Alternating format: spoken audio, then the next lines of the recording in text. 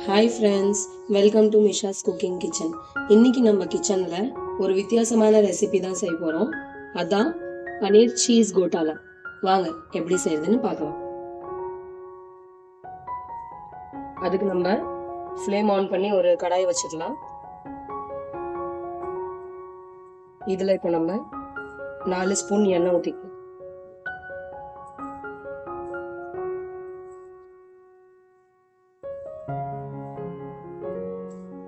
இது கூடவே நம்ம கொஞ்சமா பட்டர் ஆட் பண்ணிக்கலாம்.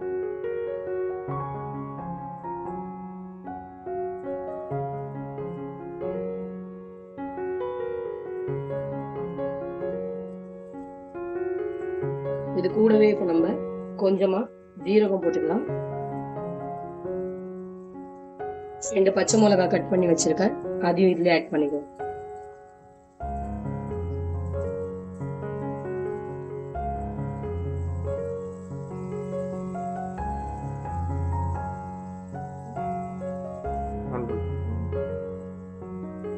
இதுல நம்ம 1 ஸ்பூன் இஞ்சி பூண்டு விழுது போட்டுக்கலாம்.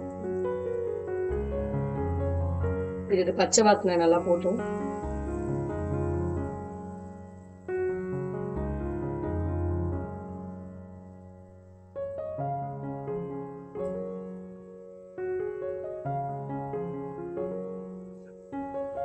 இப்போ இதுல நம்ம பொடிசா நறுக்கி வச்சிருக்க 4 மீடியம் சைஸ் வெங்காயத்தையும் இதுல ஆட் பண்ணிக்கலாம்.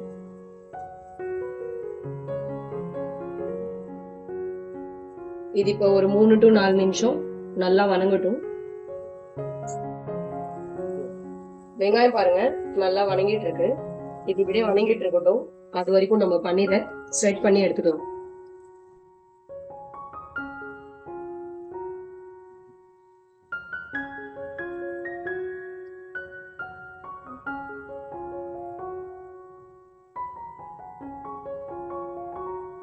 பன்னீரை நல்லா இது போல இப்படி ஸ்ப்ரெட் பண்ணி எடுத்துக்கலாம்.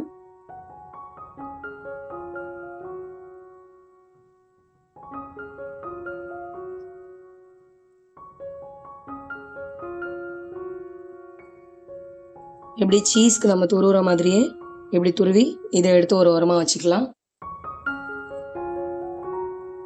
வெங்காயம் இந்த அளவுக்கு வதங்கினா போதும். இதுல இப்ப நம்ம ஒரு கேப்சிகம குட்டி குட்டியா நறுக்கி இருக்கோம், அதையும் இதுல ஆட் பண்ணிக்கலாம்.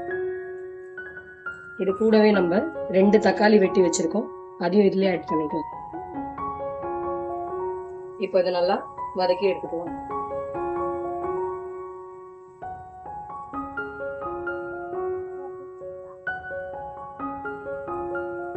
தேவையான அளவு கல் உப்பு இதுலயே சேர்த்துக்கலாம். இன்னைக்கு உப்பு நம்ம சேர்க்க மறந்துட்டோம், கொஞ்சம் லேட்டா தான் சேர்ப்போம். அதுக்குள்ளவே தக்காளி நல்லா மசிஞ்சு வந்துருச்சு. இப்போ இதுல நம்ம தேவையான மசாலாலாம் ஆட் பண்ணிக்கலாம். 1/4 ஸ்பூன் மஞ்சத்தூள் எடுத்து வச்சிருக்கேன், 1 ஸ்பூன் கொத்தமல்லி தூள்,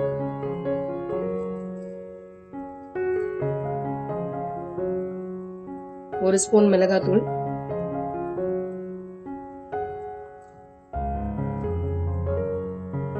இது பாவ் பாஜி மசாலா ஒரு பேக்கெட் போட்டிருக்கேன்.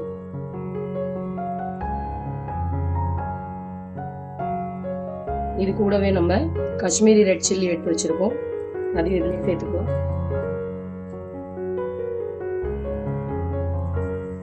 அவ்வளவுதான். இது எல்லாத்தையுமே நல்லா மிக்ஸ் பண்ணிக்கலாம்.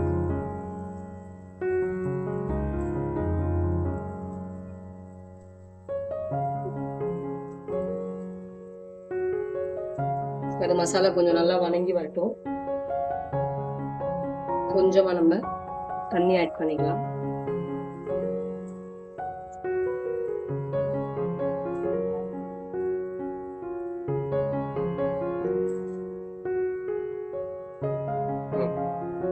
அவ்வளவுதான்.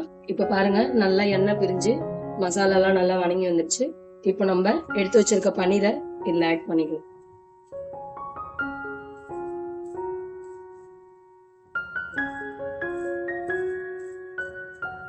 இப்போ அதை நல்லா பெரட்டி எடுத்துக்கோங்க. இது இப்போ நம்ம நல்லா பெரட்டி எடுத்தாச்சு. இப்போ நம்ம கிரேவிக்கு தேவையான அளவு சுடு தண்ணியை இதுல ஆட் பண்ணிக்கலாம்.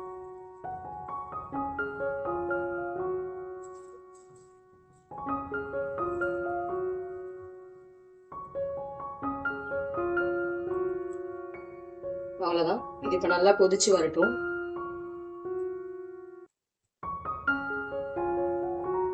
இப்ப பாருங்க, நல்லா கொதிச்சு வந்துடுச்சு. இப்போ இதுல நம்ம ஒரு சீஸ் ஆட் பண்ணிக்கலாம்.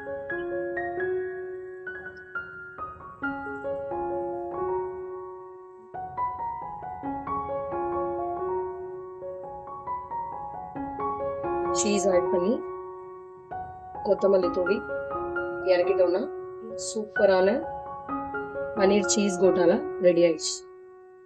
இது இப்போ நம்ம ஒரு பவுலுக்கு மாத்திக்கலாம். அவ்வளவுதான். இப்போ நம்ம ஃப்ளேம் ஆஃப் பண்ணிட்டு இதை இப்போ ஒரு பவுலுக்கு மாத்திக்கலாம்.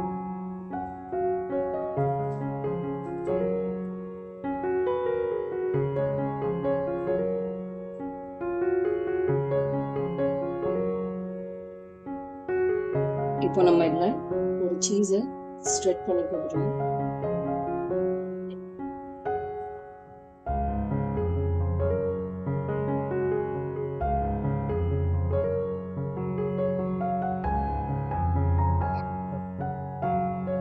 அவ்வளவுதான்.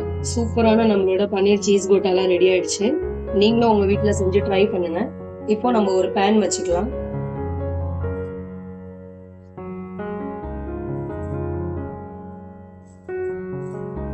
இதுல இப்ப நம்ம ஒரு கடாய் வச்சு இதுல நம்ம நெய் ஊத்திருக்கோம்.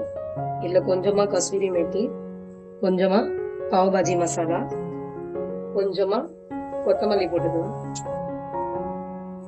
இது இப்ப நம்ம நல்லா ஓரளவுக்கு ரோஸ்ட் பண்ணி எடுத்துக்கலாம்.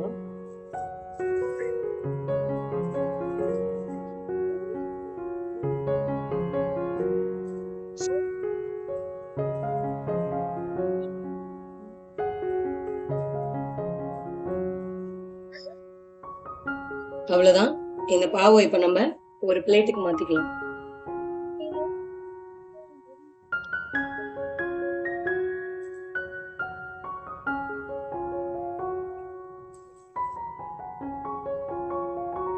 அவ்வளவுதான், ரெடி ஆயிடுச்சு.